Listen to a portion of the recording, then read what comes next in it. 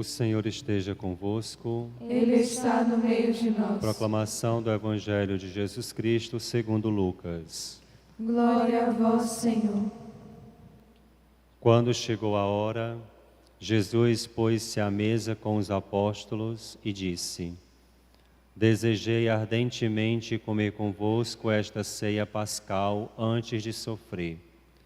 Pois eu vos digo que nunca mais a comerei, até que ela se realize no reino de Deus. Então Jesus tomou um cálice, deu graças e disse: Tomai este cálice e reparti entre vós, pois eu vos digo que de agora em diante não mais beberei do fruto da videira, até que venha o reino de Deus. A seguir, Jesus tomou um pão, deu graças, partiu e deu aos discípulos, dizendo: Isto é o meu corpo, que é dado por vós. Fazei isto em memória de mim. Depois da ceia, Jesus fez o mesmo com o cálice, dizendo: Este cálice é a nova aliança no meu sangue, que é derramado por vós. Palavra da salvação. Glória a vós, Senhor.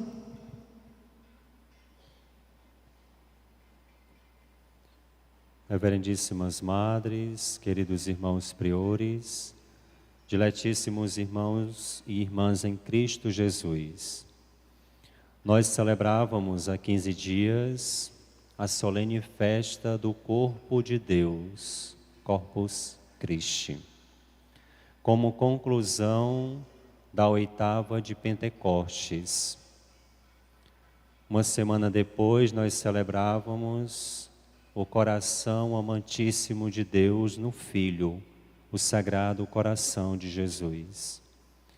E hoje celebramos ainda este mesmíssimo coração eucarístico. Nós celebramos a memória do coração eucarístico de Jesus. Uma festa que sucede a outra, para nos recordar e sempre nos trazer à memória para onde nós caminhamos, para onde nós estamos nos dirigindo, para que nós não nos desesperemos no meio deste mundo. Nós caminhamos no Espírito para o banquete eterno. Lembra-nos a liturgia ensinando-nos com a festa de Corpus Christi, instituída pelo Papa Urbano IV, como um lembrete de que o Senhor permanece no meio de nós, mesmo após a Santa Missa. Por isso saímos em procissão, contra aquela heresia que eu já tinha explicado. Depois nós celebrávamos o coração de Jesus. Após inúmeras revelações particulares, nós podemos também destacar inúmeros textos bíblicos que nos ressaltam o coração de Jesus, que é traspassado por nós e que nos banha no seu amor. Em seguida, nós celebramos hoje o coração eucarístico. Esta memória dos anos 20, instituída pelo Papa Bento XV, em 1921, depois muito propagada pelos redentoristas, une as duas festas, une estes dois acontecimentos, o corpo de Deus, Corpus Christi, e o coração de Jesus. Celebramos hoje a unidade, para também nos recordar que o que nós comungamos, o que nós nos alimentamos, é o coração e do coração de Jesus. Nós nos alimentamos da vida divina. Coração, evidentemente, não se restringe a um órgão biológico, mas é a pessoa toda. É toda a pessoa que se dá. Por isso mesmo o Evangelho nos afirma dizendo que Jesus disse: eu dou o meu corpo e o meu sangue, eu dou a minha vida, para que ela se una à vida de vocês e para que vocês tenham os mesmos sentimentos que eu tenho.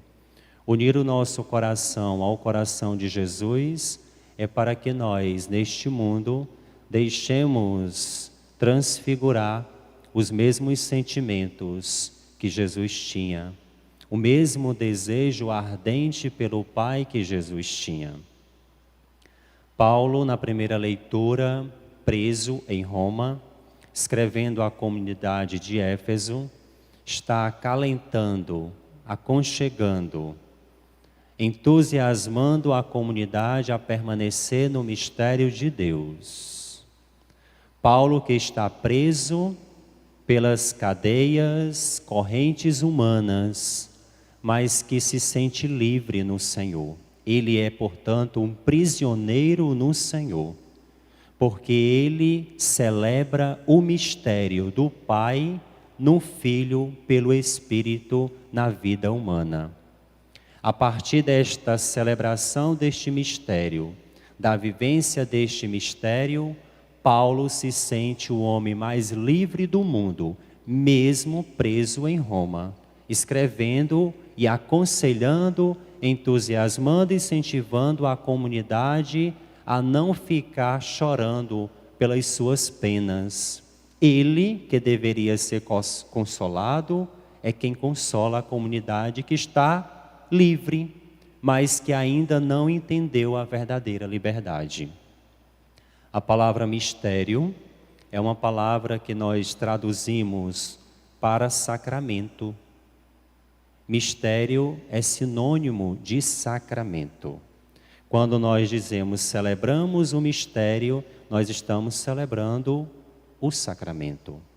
Paulo entendeu que este mistério na sua vida era exatamente o que fazia toda a diferença para a sua liberdade.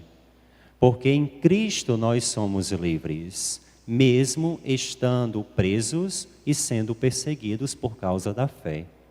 Em Cristo, nós vivemos como verdadeiros filhos de Deus na liberdade.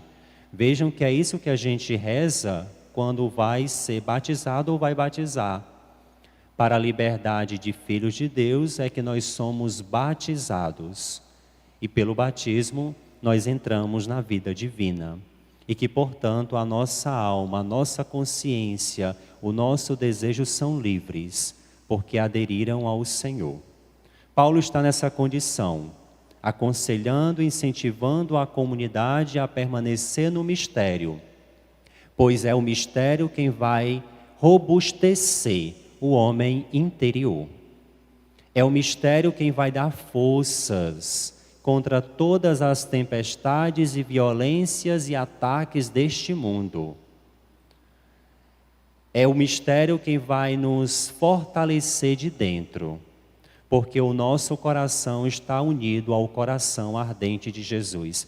Ele que desejou ardentemente comer a Páscoa conosco, ele que deseja ardentemente todas as manhãs estar aqui, para se servir como alimento para nós que o buscamos. Por mais que digamos, façamos a nossa comunhão espiritual. E aí nós, evidentemente, neste tempo de pandemia e sobretudo lockdown, dizemos isso para que o povo não se sinta abandonado.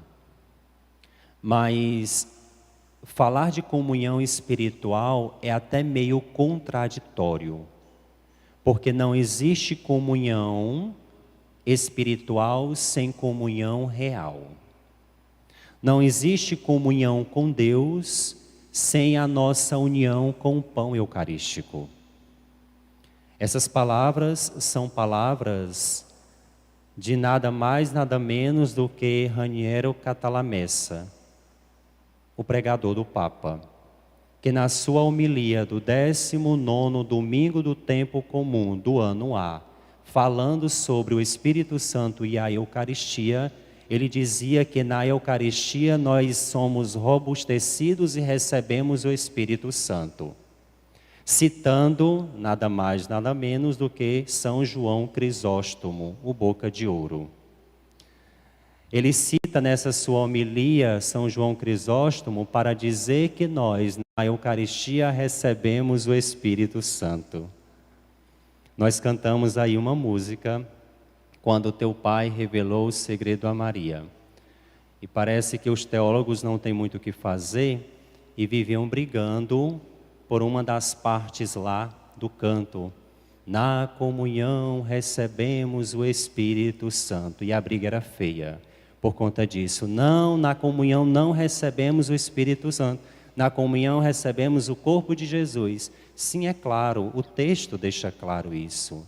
Na comunhão recebemos o corpo santo. Aí fez até o autor mudar a letra. Mas o Raniero Cantalamessa vai dizer com todas as palavras e letras, citando João Crisóstomo.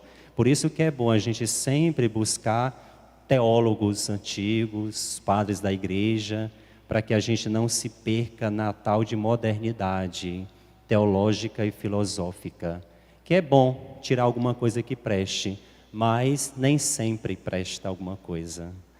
Então os antigos já nos ensinavam que na comunhão nós sim recebemos o Espírito de Deus, mesmo em forma de corpo transfigurado. E aí nós recebemos de dentro aquilo que Paulo está falando na primeira leitura. Nós somos robustecidos, o homem interior é vivificado. Nós somos acalentados, nós nos aproximamos do Senhor porque necessitamos dele. E sem ele nós não podemos peregrinar. Porque faltam-nos as forças das pernas. Quem que consegue passar o dia sem comer? Eu acho que só Dom Marcos. Mas, espiritualmente, ninguém consegue passar o dia sem comer. Espiritualmente e fisicamente. Humanamente, não. Só quem não se parece com humano. Mas, espiritualmente, nós não conseguimos peregrinar no Senhor. Porque a força vem de dentro. Sem esta força, Paulo não podia consolar a comunidade. Ele preso. Sem essa força, nós não conseguimos amar. Nós não conseguimos ser pessoas agradecidas, pessoas com um coração generoso. Nós não podemos crescer nas virtudes, porque a força de Deus, o dom de Deus que nos é dado maximamente pela Eucaristia, vem de dentro. Por isso que o coração de Jesus, amantíssimo de Jesus, se dá por inteiro na Eucaristia. Tomar a Eucaristia, comungar o Senhor, é comungar o seu coração, para que os seus sentimentos sejam também os nossos sentimentos, para que as suas palavras sejam as nossas palavras, para que aquilo que ele pensa, aquilo que ele faz, aquilo que ele viveu e aquilo que ele quer, e no seu relacionamento com o Pai, nós também tenhamos os mesmos sentimentos. É o que diz a carta aos Filipenses. E o desejo do Senhor foi tão grande de permanecer conosco todos os dias até o fim do mundo, que ele se deu misteriosamente por meio de um pão, para que nós não nos desfalecêssemos. E aí Jesus sempre vai dar no turno da tardinha, da noite, na noite em que será entregue, ceando com os seus apóstolos. É tarde, Senhor. É tarde e a noite já vem, fica conosco, Senhor. E aí Jesus ceou com os apóstolos, com os discípulos de Emaús, e eles reconheceram o Senhor ali. Na tarde daquele dia, Jesus multiplicou os pães e distribuiu para aquela multidão faminta. Jesus sempre vai tratar do seu corpo, do pão, deste alimento, neste turno da tarde, da noite, porque nos lembra exatamente o cansaço humano. Voltar para casa, recuperar as forças, se alimentar, dormir para a batalha do outro dia. Jesus quer ser o nosso sustento da vida. Ele é o nosso sustento da nossa vida. Sem Ele nós não conseguimos dar passos largos rumo à terra prometida do céu, porque o deserto deste mundo é muito perigoso e hostil. Existem muitos inimigos, inimigos da fé, inimigos de Deus, inimigos da família, inimigos de nós que buscamos a Deus, inimigo de você que está aí pelejando em Deus, mesmo não podendo estar aqui, tomando do Senhor fisicamente, comungando do Senhor para que Ele seja um com você, você está aí desejando, salivando o Senhor, está aí com a boca desejosa, com o coração desejoso, com o seu ser pulsante, desejando estar unido com o Senhor, unida com o Senhor. Felizmente, muitas pessoas nos procuravam desesperadamente no período do lockdown, quando nós não podíamos sair para celebrar a Eucaristia fora, muitas pessoas reclamando, gritando com o bispo, gritando com os padres, dizendo que eram aqueles que não queriam trabalhar, muitas pessoas chateadas porque não tomavam da Eucaristia. Mas estas mesmas pessoas hoje têm a oportunidade, ao menos lá no mosteiro, em outras paróquias, de participarem da Eucaristia. E na verdade não participam. Qual era a verdadeira intenção disso? Qual era o desejo que estava no coração? Era de estar unido realmente com o Senhor? Ou era de ser mais um baderneiro na igreja? Ou era de fazer confusão? Porque hoje nós temos, graças a Deus, acesso num local ou outro à Eucaristia. Mas será se nós estamos com o mesmo desejo que o Senhor tinha, ardentemente de ceiar nós com Ele e Ele conosco? Porque o Senhor, Ele só vai entrar num coração aberto, escancarado para Ele. É o que Ele mesmo diz no livro do Apocalipse. Eis que estou à porta e bato. Se você abrir a porta do coração, eu entrarei, cearei contigo e tu comigo. Se você não abrir, eu não posso entrar. E o Senhor entra na porta da nossa boca, nos nossos lábios. Ele entra no nosso coração pela nossa boca, pela Eucaristia. O seu coração se torna um com o nosso, para que nós amemos não da forma como nós queremos amar, fazendo acepção de pessoas, mas para que nós amemos com o seu amor.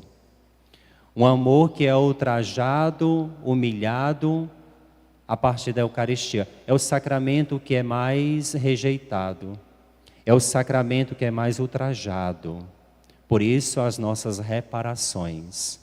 Porque a Eucaristia, ultrajar a Eucaristia, comungar em estado de pecado mortal, é ultrajar o coração docíssimo de Jesus. Por isso precisa da nossa reparação.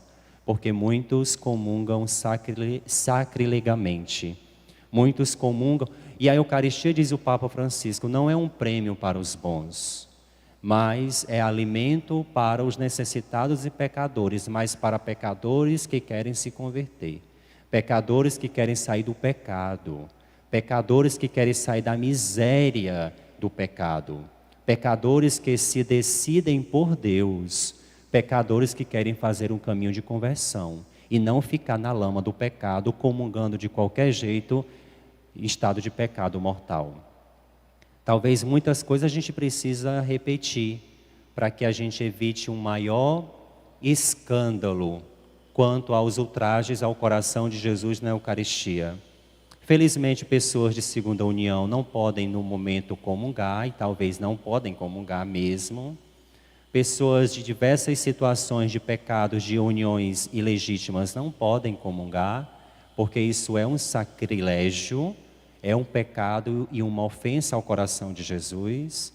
Talvez seja doloroso dizer isso, mas é preciso dizer isso, porque senão o coração de Jesus cada vez mais, ele é ultrajado por nossos pecados. É preciso fazer um caminho de conversão, é preciso desejar o Senhor, mas desejar também a conversão, porque esta conversão ela vai passando em todas as instâncias da nossa vida e vai nos comprometendo com Deus. Dessa forma nós vamos criando coragem, firmeza e sendo robustecidos para continuar caminhando para o céu. não tem outro lugar pelo qual nós podemos passar e ser salvos se não for pelo banquete da Eucaristia. Banquete que nos prepara para o banquete eterno. Este é o último banquete que eu tomo com vocês, disse Jesus aos apóstolos, porque eu estou me apressando e eu vou partir para preparar para vocês o banquete eterno. Quando chegar lá, vocês terão uma grande surpresa.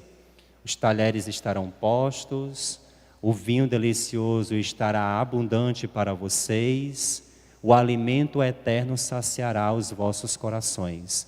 Eu vou, primeiro, para preparar o grande banquete que todos vocês se deliciarão, porque hoje vocês estão apenas degustando aquilo que eternamente se fartarão. É o que diz o livro do profeta Isaías, já anunciando o grande banquete eterno. Que hoje esta memória possa nos trazer a consciência e ao coração de que nós necessitamos do Senhor para viver e para sobreviver. Ninguém pode viver fora ou longe da Eucaristia. A Eucaristia é essencial. Sem a Eucaristia, nós não conseguimos caminhar muito longe. Sem a Eucaristia, nós não nos suportamos. Sem a Eucaristia, nós não podemos dizer que somos verdadeiramente homens e mulheres de Deus. Porque é na Eucaristia que o nosso coração, o nosso ser, os nossos sentimentos e as nossas vontades se unem às vontades e os sentimentos de Cristo. E por isso mesmo nós nos tornamos um com Ele e um com o Pai. Porque o próprio Cristo já tinha dito que Ele é um com o Pai. E o Pai se une ao Filho no Espírito. E quando nós nos unimos com o Filho na comunhão, na Eucaristia, a Santíssima Trindade passa a morar dentro de nós. E passando a morar dentro de nós, a grande festa do céu acontece dentro de nós, aqui e agora, nos preparando, nos robustecendo e nos impulsionando, encorajando a continuar caminhando para a grande festa do céu. Que Deus nos abençoe para que este dia possamos também reparar muitos e tantos pecados que existem mundo afora contra o coração docíssimo de Jesus na Eucaristia. Louvado seja nosso Senhor Jesus Cristo. Sempre seja louvada e sua Mãe Maria Santíssima.